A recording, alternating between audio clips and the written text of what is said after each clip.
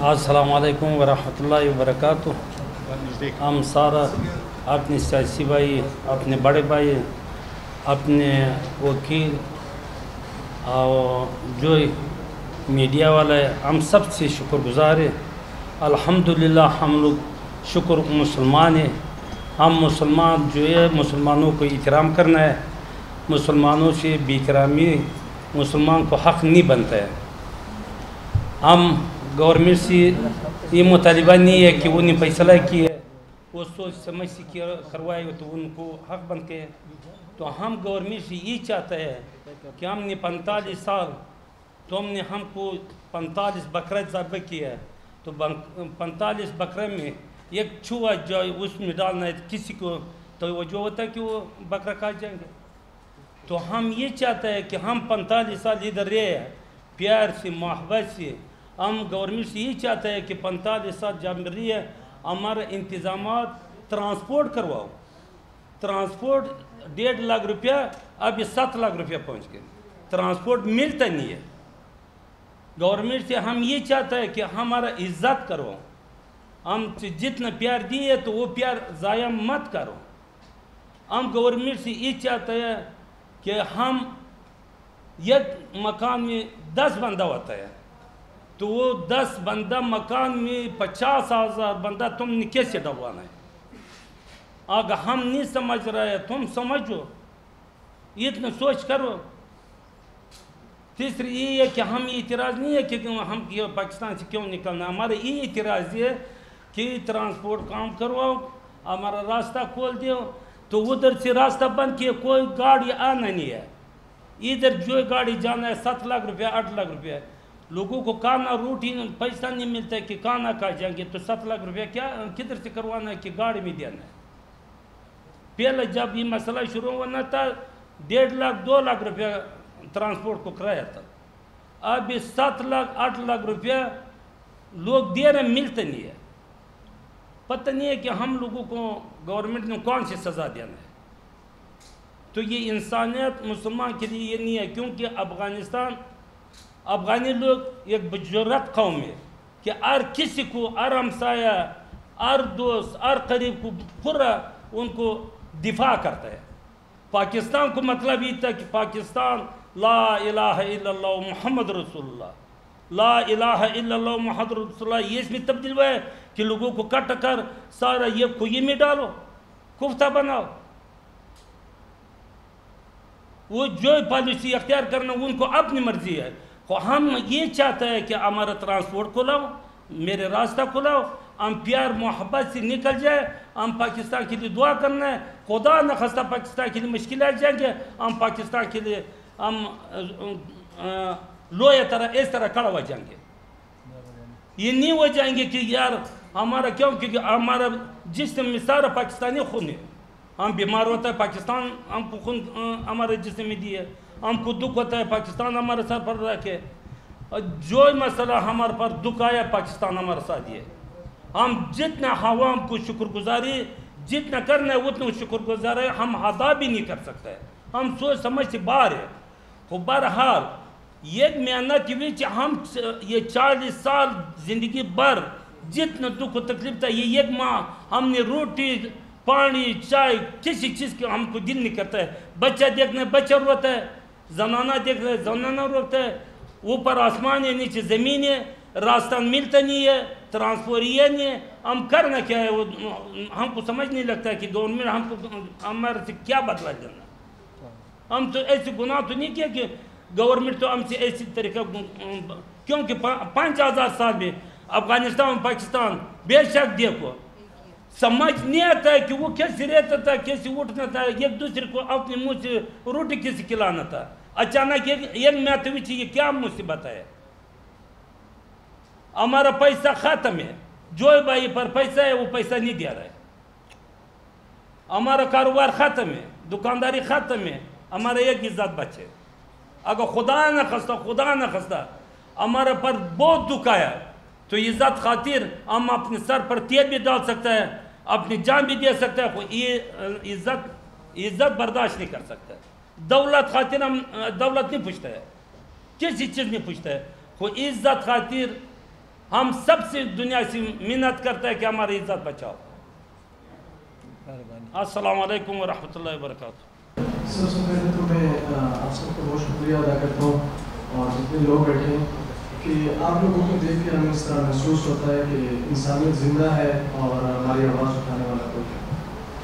پاکستان میں جب بھی اجتماعی طور پر کوئی بھی مسئلہ درپیش ہوا تو آسان شکار کے طور پر افغان ریفیوجیز کو ان کو جو ہے پکڑا گیا یا ان کو جو ہے تکلیف دی گئی یا ان کو رپورٹ کیا گیا. اصل بات یہ ہے کہ افغان پاکستان کے بھی وفادار ہیں, افغانستان کے بھی وفادار ہیں.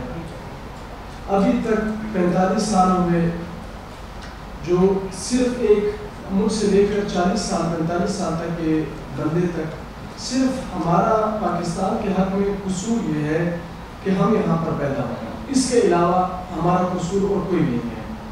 اگر میرے پاس یہ چانس ہوتا کہ جو میری پیدائش کی جگہ ہے وہ میں خود چوز کر سکتا تو شاید میں چوز نہ کرتا. اب یہ قدرت نے میرے لیے جگہ منتخب کی, میں یہاں پر پیدا ہوا. میرے ساتھ ہزاروں لوگ ہیں, لاکھوں لوگ ہیں جو یہاں پر پیدا ہوئے. صرف ان کا قصور یہ ہے, ان کو کوئی قصور نہیں. تعلیم کی شرح ہم میں کم ہے, ہمارے بڑوں نے جو ہے مزدوریاں کی, ہمیں تعلیم دلوائی, ہم نے تعلیم حاصل کی اسلام آباد میں, پشاور میں, بلوچستان میں, پاکستان کے مختلف علاقوں میں. ہم بہت شکریہ اس چیز کا ادا کرتے ہیں کہ تعلیم میں ہمیں کوئی مسئلہ پیش نہیں آیا. جہاں بھی گئے, گورنمنٹ سیکٹر میں گئے, پرائیویٹ سیکٹرز میں گئے, ہمیں داخلہ بھی ملا. اب چونکہ ایک ایسا فیصلہ کیا گیا ہے کہ جس میں فائنل ایئر کا اسٹوڈنٹ ہوں, ٹھیک ہے, اور 31 تاریخ سامنے آ رہی ہے. یہ میں جو اپنی بات کر رہا ہوں یہ میں کل کی بات کر رہا ہوں. جہاں پر جو افغان ریفیوجی اسٹوڈنٹس ہیں, میلز ہیں, فیمیلز ہیں, تو یہ لوگ ان کی جو تعلیم ہے, جو انہوں نے محنت کی 15 سال 16 سال, یہ ساری ضائع ہو گئی. اس کے علاوہ اگر ہم دیکھیں کاروباری سیکٹرز میں جتنے ہمارے کاروباری حضرات ہیں, لوگوں کے ساتھ ان کا لینا دینا ہے, کسی کے اوپر ان کا قرضہ ہے, کسی سے انہوں نے لینے ہیں. موجودہ دور میں وہ بھی جو ہے اس چیز سے فائدہ اٹھا رہے ہیں. ایک اپرچونیٹی ان کے پاس آ گئی ہے تو وہ کچھ بھی کہہ سکتے ہیں ان کے بارے میں. دوسری بات یہ ہے کہ ہماری ایک ٹرائب ہے جسے ہم کوچی ٹرائب کہتے ہیں, یعنی کوچی ایک بہت بڑا قبیلہ ہے جو کہ مال مویشی کا کاروبار کرتے ہیں. پاکستان میں کہیں بھی آپ چلے جائیں, عید الاضحیٰ کے موقع پر یا اسی طرح کہیں بھی آپ کو جانور کی ضرورت ہو تو یہ کوچی ٹرائب آپ کو پرووائڈ کر رہی ہے. قربانی میں آپ کو بھیڑ کی ضرورت ہو, دمبے کی ضرورت ہو, بیل کی ضرورت ہو, یہ آپ کو کوچی ٹرائب پرووائڈ کر رہا ہے. وہ لوگ گرمی کے موسم میں پہاڑی علاقوں میں جاتے ہیں, پھر جب ان کا سیزن آتا ہے, یہاں پر سردی آتی ہے, تو وہ لوگ جو ہے وہاں سے نقل مکانی کر کے میدانی علاقے میں آتے ہیں. تو یہی ایک چیلنج ہے کہ ان کے پاس جانور ہیں.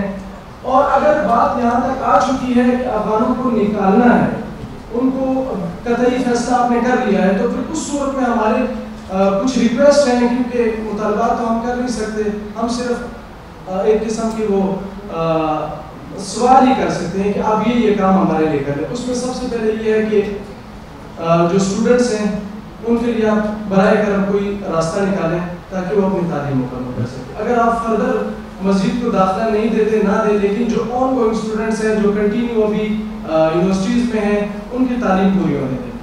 اور دوسری بات جو لوگوں کے لین دین ہیں, حکومت اس کے لیے کوئی ایسی کمیٹی بنائے, وہ اپنے ذمہ لے لیں. لوگ جانے کے لیے تیار ہیں. ہم افغانستان سے ہمارے والدین آئے بے عزتی سے بچنے کے لیے آئے. اب اگر ہماری بے عزتی یہاں پر ہو رہی ہے تو ہمیں کسی چیز کی بھی ضرورت نہیں ہے. اس چیز کو روکا جائے. حکومت نے نوٹیفیکیشن دیا ہے, گرفتاریوں کو بند کیا جائے. لوگ گھروں سے جا رہے ہیں, گاڑیاں لوڈ ہوئی ہیں, وہاں پر آ کر اس کو کہتے ہیں کہ آپ نہیں جا سکتے. 2 بندوں کو اٹھا کے جو انہوں نے ہولڈنگ سینٹر بنایا وہاں پر رکھا, باقی فیملی شفٹ ہو رہی ہے. تو یہ ظلم ہے, یہ زیادتی ہے. اس چیز کو حکومت اس چیز پر غور کرے. تیسری چیز یہ ہے کہ ایک راستہ جو چھوڑا گیا تھا ویزا لینے کا, اس ایشو کو بھی میں یہاں پر ہائی لائٹ کرنا چاہتا ہوں. اسٹوڈنٹس ویزا جو ہے وہ ایشو نہیں ہو رہا, اور جن لوگوں کو ایشو ہو رہا ہے ٹورسٹ ویزا ہے یا کوئی اسی طرح علاج معالجے کے لیے لوگ آ رہے ہیں, ان کی فیسیں آسمان کو چھو رہی ہیں. اور ابھی جو ہے ریسنٹلی وہ ویزاز بھی بند کر دیے گئے. ایک طرف ون ڈاکومنٹ ریجیم کی بات ہو رہی ہے, ہم مطالبہ کرتے ہیں, تو دوسری طرف آپ ویزا پالیسی کو بھی تو آسان کریں تاکہ لوگ ویزا لے سکیں, ویزا لے کر یہاں پر آئیں. فیملیز بے شک ان کی شفٹ ہو جائیں. اور ٹرانسپورٹ کا ایشو ہے, ٹرانسپورٹ کے جو کرائے ہیں جس آپ نے بات کی 1.5 لاکھ سے لے کر 7-8 لاکھ تک پہنچ گئے. آپ نے کوریڈور کھولا ہوا ہے تورخم کا, تو لوگ یہاں سے وہاں پر رش ختم نہیں ہوتا اور یہاں پر جو چھوڑ نہیں رہے. تو کچھ ایسا کام کریں کہ انگور اڈا ہے, ہمارے پاس خرلاچی ہے, چمن ہے, یہاں پر تورخم ہے, یہ سارے راستے کھولیں. یہاں پر آپ ویریفیکیشن کے لیے کمیٹی بٹھائیں تاکہ لوگ صرف ایک کوریڈور سے نہ جائیں. آپ چاہتے ہیں کہ 1 مہینے میں نکل جائیں, تو 1 مہینے میں نکلنے کا راستہ یہی کہ آپ سارے راستے کھولیں تاکہ لوگ باعزت طریقے سے اپنے ملک میں پہنچے اور جلدی پہنچ جائیں جو آپ نے الٹیمیٹم دیا ہے. تو لاسٹ بات ویزا والی, کہ آپ اس ویزا کے پروسیس کو آسان کریں تاکہ جو لوگ ویزا لینے والے ہیں وہ ویزا لیں, فیملی بھیجیں, اپنا کاروبار یہاں پر سمیٹیں. 40 سال کی محنت ہے اور ان لوگوں نے پاکستان کی پراسپیرٹی میں, پاکستان کی خوشحالی میں کردار ادا کیا ہے. ڈیمو سے لے کر کباڑ کی انڈسٹری تک لوگ اس چیز میں مصروف ہیں. کوئی اگر اللہ ماشاءاللہ کوئی اس چیز میں انوالو ہے, پاکستان کے خلاف ہے یا کسی ایسی ایکٹیویٹی میں ہے جو کمیونٹی کی تاوان پہنچا ہے, ہم آپ کے ساتھ ہیں, ہم آپ کو سپورٹ کر رہے ہیں, ہم آپ کو کہتے ہیں کہ آپ آئیں, ہم آپ کے ساتھ کھڑے ہیں. ایسے لوگوں کو آپ پکڑیں اور ایسے لوگوں کو کیفر کردار تک پہنچائیں. لیکن ان ساری چیزوں کے ذمہ اٹھا کر ایک اسٹوڈنٹ پر, ایک فیمیل پر یا جو لاچار افغان ہیں ان پہ نہ کریں. جزاک اللہ. Thank you. میڈم صبح کو پھٹے یہ خورش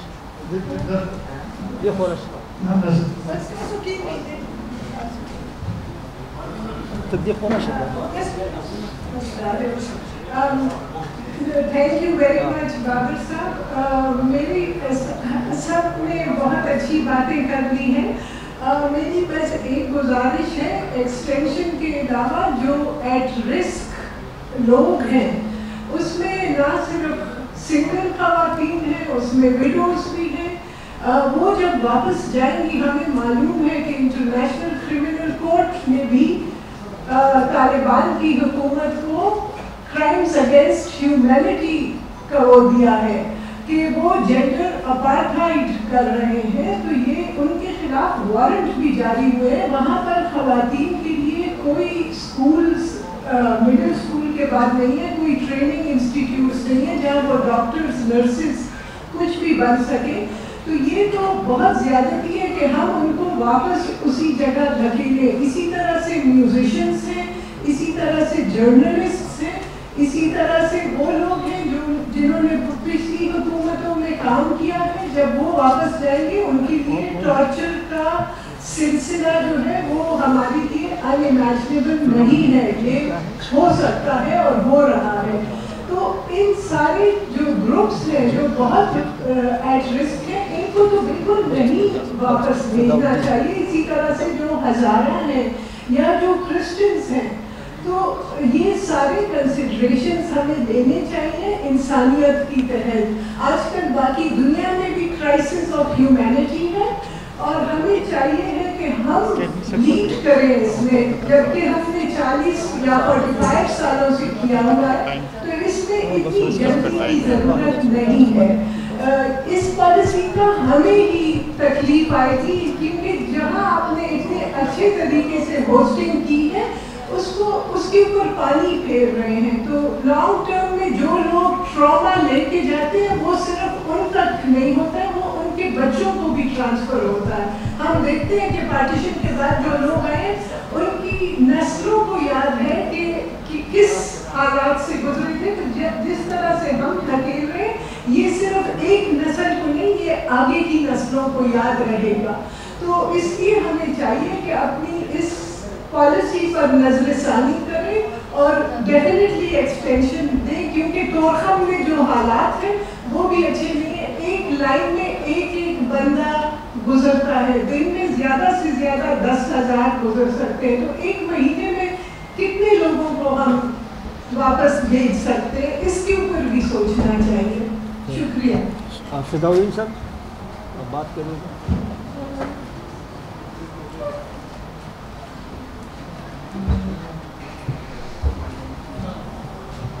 بسم اللہ الرحمن الرحیم.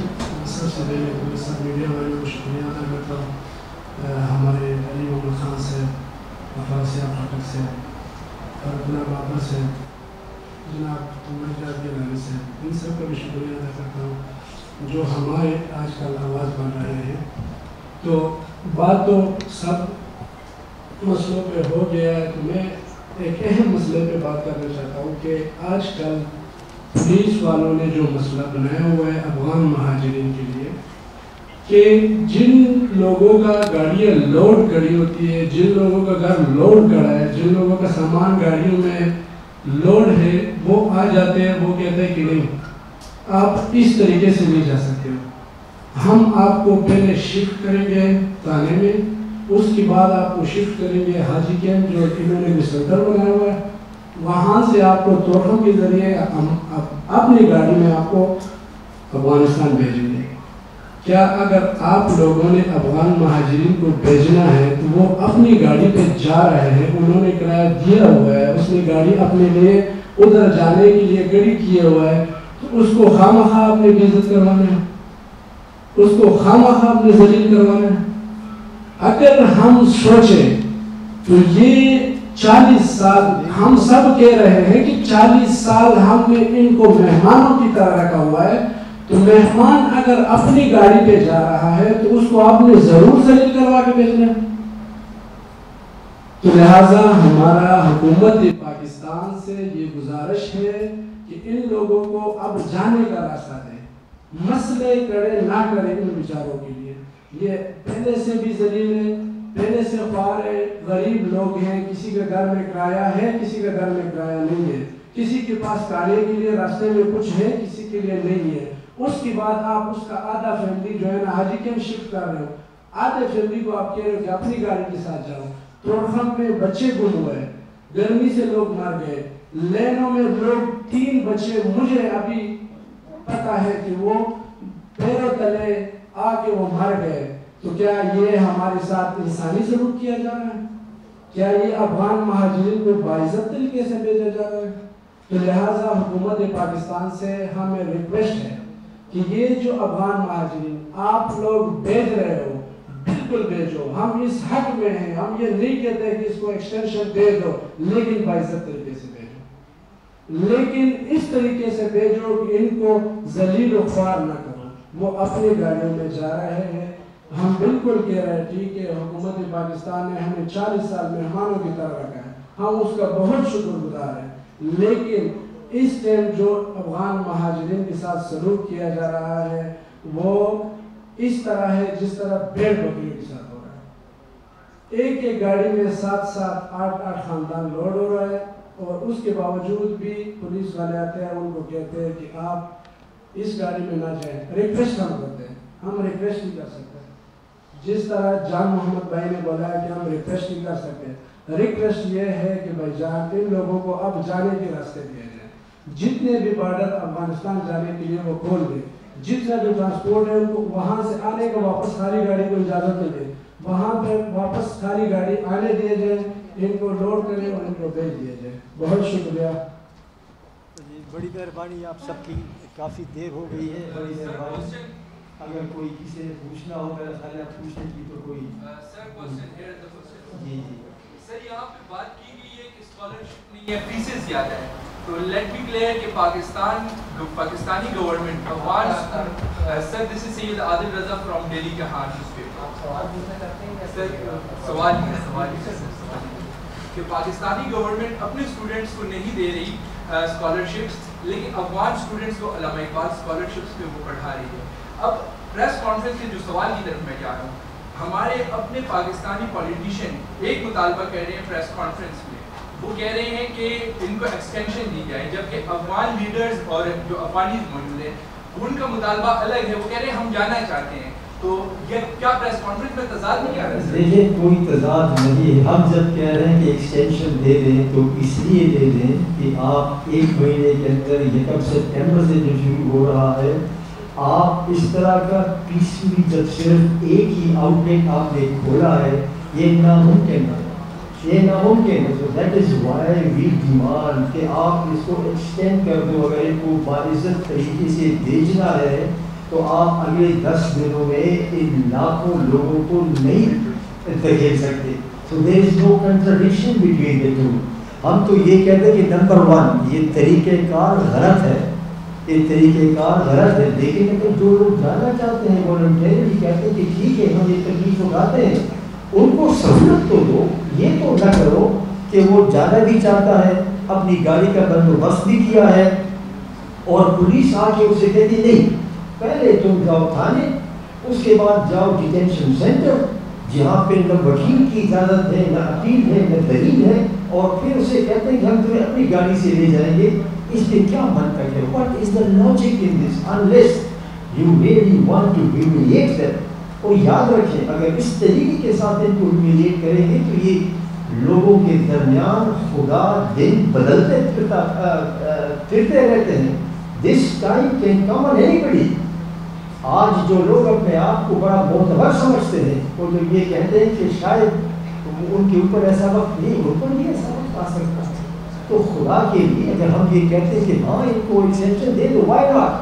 आपने इनको मान लिया है, जब प्रूफ ऑफ रजिस्ट्रेशन कार्ड आपने दिया तो आपने मान लिया कि महाजर है, आप निकाल रहे हो, बेशक निकालो, एक तरीका तो होना चाहिए। Thank you.